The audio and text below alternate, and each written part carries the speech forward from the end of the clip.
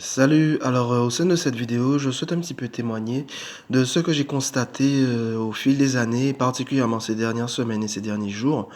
de l'action de la lumière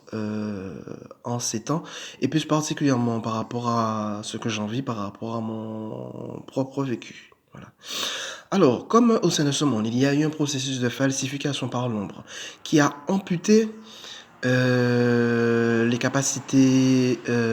et possibilités d'amour, de liberté, de connaissance, de communication, de possibilités d'être au sein de ce monde, au sein de l'humanité. Eh bien, ce que j'en ai constaté, c'est que pour que cette lumière divine originelle puisse retrouver, toute sa place,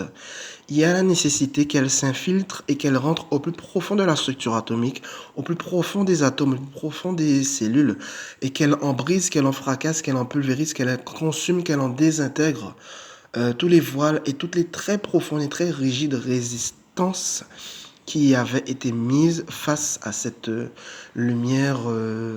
divine originelle. Et de par ce que j'en ai constaté, de par mon propre vécu, c'est que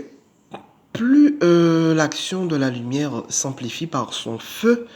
à l'intérieur des cellules, des atomes, des molécules et tout, et plus cela devient de plus en plus intense en matière de perception, en matière de vécu, en matière de ressenti, mais en même temps, et plus il y a cette tension d'abandon corps et âme, je dirais même jusqu'à l'obsession, cette tension d'abandon corps et âme, cette tension d'acceptation de mourir corps et âme dans l'ensemble de ces constitutions euh, au sein de cette lumière divine. Donc c'est comme une espèce de duo. Plus la lumière divine amplifie son processus de pulvérisation, consommation, désintégration des voiles et résistances qui avaient été mises au sein de ce monde, au sein de ce corps, au sein de cette âme, et plus en même temps cette âme et ce corps acceptent de mourir et acceptent de s'abandonner totalement à ce processus de pulvérisation des résistances internes, intérieures. Et cette espèce de duo, cette espèce de fusion, cette espèce de symbiose, on peut dire, prend une ampleur de plus en plus démesurée, prend une ampleur où il devient de plus en plus même difficile de pouvoir mettre des mots, puisque il est arrivé d'autres choses entre-temps ces derniers jours, mais j'ai préféré ne pas en faire de vidéo parce qu'en fait, c'est quelque chose qui ne peut qu'être vécu profondément et sur lequel il est vraiment difficile de mettre des mots. Mais simplement ce que je souhaitais transmettre par l'intermédiaire de cette vidéo, c'est simplement que la lumière divine, ce que j'en ai constaté, pour qu'elle retrouve toute sa place au sein de ce monde, de ce corps, de cette âme, il y a la nécessité que toutes les résistances, tous les barrages, tous les boucliers, tous les voiles, toutes les barrières, toutes les interférences soient annihilées, soient pulvérisées, soient brusées, soient vaporisées, soient consumées par cette lumière divine. Et cela doit se passer au plus profond